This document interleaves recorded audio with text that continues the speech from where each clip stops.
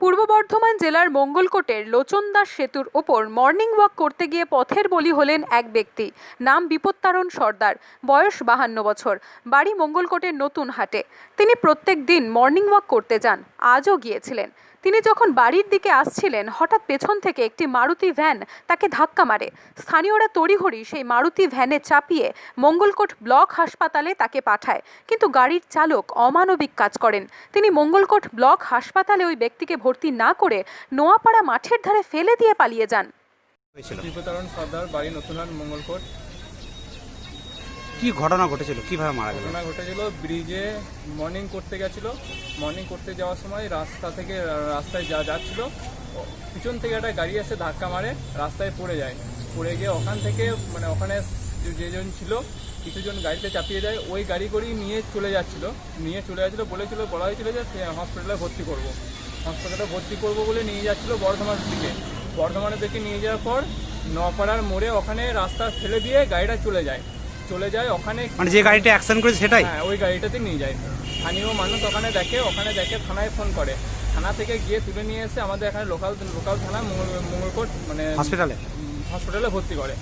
ওখান থেকে আমরা জানতে পাই, আমরা ওখানে এসে দেখা করি, লাস্ট আমরা ওখান থেকে। গাড়িটা কোথায় বাড়ি বা কিছু জানতে পেরেছেন? না, গাড়িটা কোথায় বাড়ি এখন জানতে পারিনি। কি গাড়ি ছিল ওটা? ওটা মারুতি ছিল, অমনি ছিল। যে মারা গেছে আপনার কে হয়? আমার কাকা হয়। কি নাম বললেন? বিপত্তারণ সর্দার। বয়স কত হবে? বয়স 55।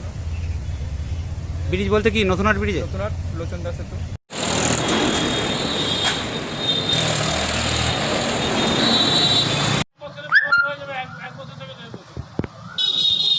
এইদিকে দুদিকেই খোলা রাখবে, এখানে কোনো অত্যাচার হয় না।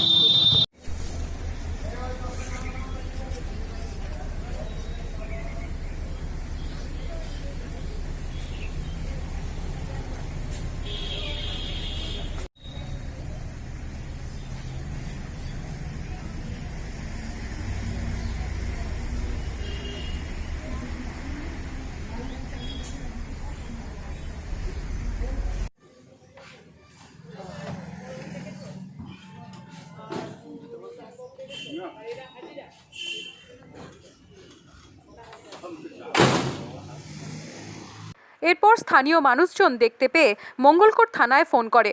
মঙ্গলকোট থানার পুলিশ ওই ব্যক্তিকে উদ্ধার করে মঙ্গলকোট ব্লক হসপিটালে নিয়ে আসে। চিকিৎসকরা তাকে মৃত বলে ঘোষণা করে। এই ঘটনায় এলাকায় শোকের ছায়া। গাড়িটির খোঁজে তল্লাশি চালাচ্ছে মঙ্গলকোট থানার পুলিশ। আমিরুল ইসলাম ও আমজাদ আলীর রিপোর্ট, পূর্ব বর্ধমান।